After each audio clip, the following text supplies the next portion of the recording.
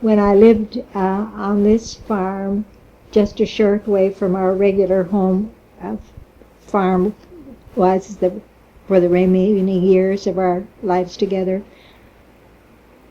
There was a Northern Pacific train and a Sioux line that crossed in Lucca. We could see the train, we could hear the train, and since I was only about 6 years old, I would sit out on the porch and be so frightened the train was going to come and run over me.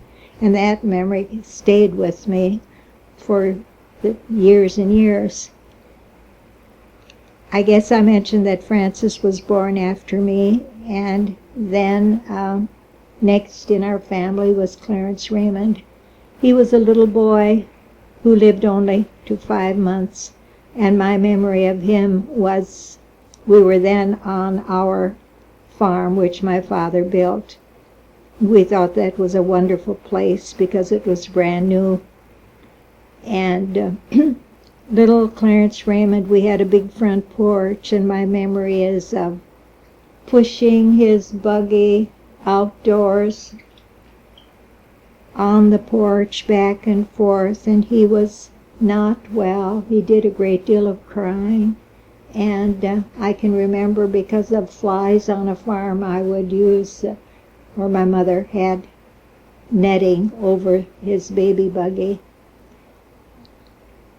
I was old enough to take care of him, handle him, and help my mother, but he lived only until the age of 5 months, and he died of a stomach ailment, which I think today maybe doctors could have helped by surgery or even in treatment. After Clarence Raymond, Irene came along, and then the last of our family was Delphine, I was then 13 years old when Delphine was born. We lived on that farm, and I have memories of Ernie. It seemed like he was always getting into mischief while the cement was drying in the, it was a chicken coop, a hog house, and he would take his tricycle and ride over the cement. He was always getting into mischief. He would pick up these cute little baby chicks and choke them, not realizing what he was doing. But it seemed like if there was mischief to be found, Ernie was there. I attended school in the old schoolhouse. It was a wooden structure on the east end of what was Lucca, not far from the Lutheran church, the Protestant church. It had 4 rooms, and my memories of it are pleasant ones and different ones. We had a principal who was very lenient, so it seemed like when some of us would ask if we could go outdoors and study during school hours, we were given permission. And my memories are that we were sitting in swings, going back and forth, and possibly discussing schoolwork. I can't remember that. Our recreation, recess time, was playing, today we'd call it softball. Everybody played ball in those days at recess time, and it was a make-believe ballpark or ball diamond. When I was in the 7th grade, what was our new schoolhouse, a new brick schoolhouse was built.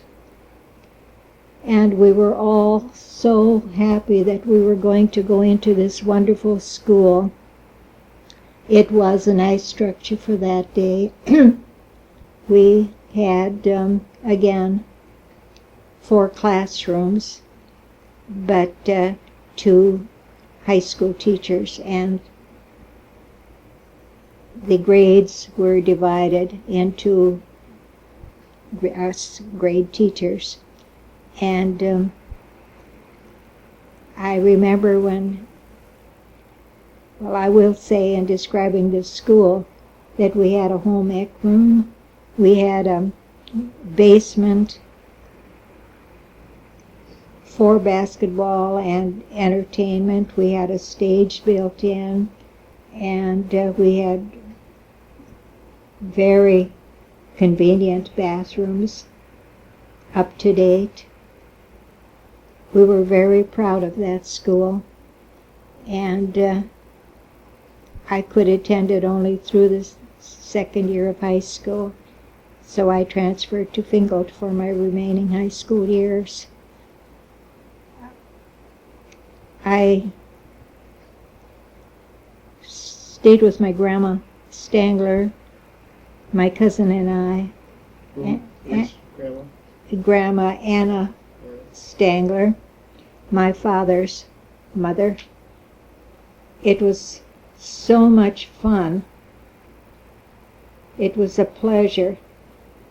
And we were, Esther and I, my cousin Esther Stangler, were excited about staying with her. It was like a venture going today, I suppose, when students go off to college, leaving the farm and living with her. And here again, my grandmother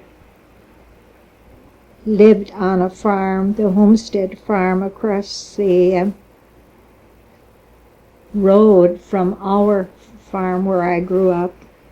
And Grandpa died of a heart attack when I was born, the year I was born, so I never knew him. And that meant Grandma Stangler, Anna, raised a family of boys, and now I think I can remember all of them. There was a family of boys and 2 girls, and Frank Stangler was the older of the boys, and then there was Emil, and my dad, Gustav, Uncle Robert, and Uncle Ernest was the youngest of the boys.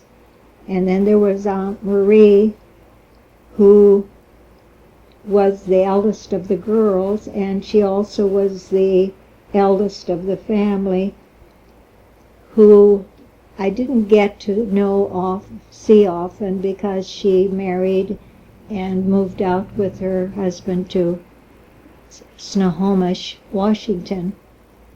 And the youngest daughter, Anna, lived only until she was 6 years old and died of diphtheria. In those days there was no help, no remedy, and so Grandma had a big responsibility, but she raised those boys well, and when they were old enough to find their girl and be married, each one of the sons was given I don't know if it was a section of land, but they were given a piece of land to begin their marriage and farming days.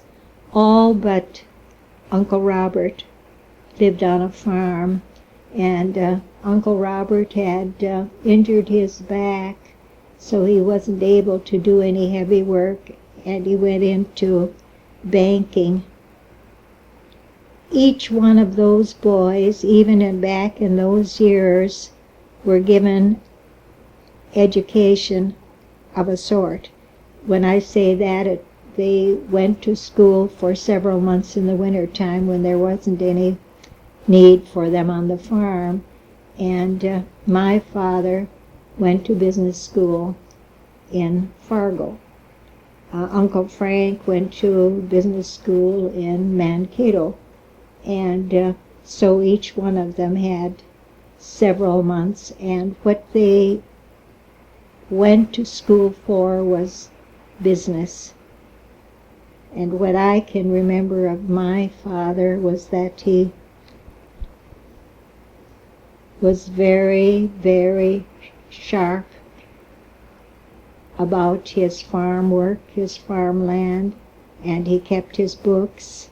And also I can remember that he had the most beautiful handwriting right up to the time of his death, and that was part of his training. In those days they emphasized penmanship and handwriting.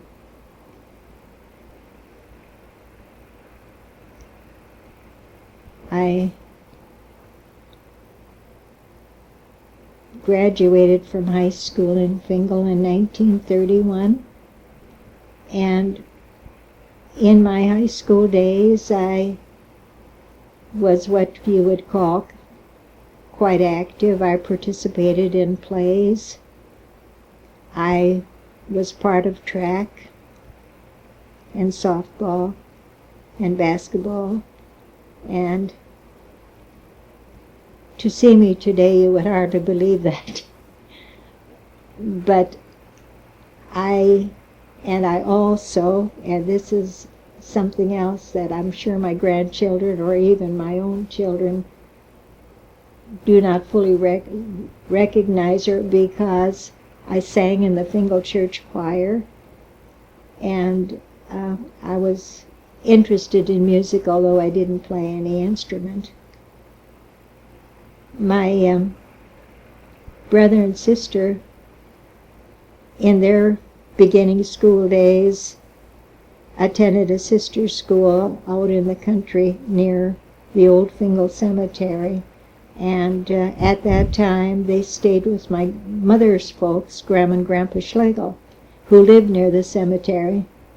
And it was there that my older sister Dorothy learned to play piano and had her background in music. But at the time I was ready to go to school, I was already living near Lucca and ready for public school.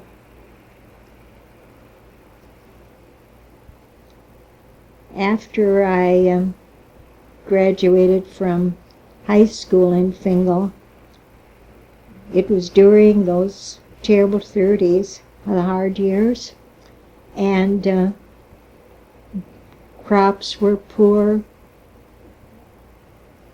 What the farmers did raise, they were paid very little for, and it was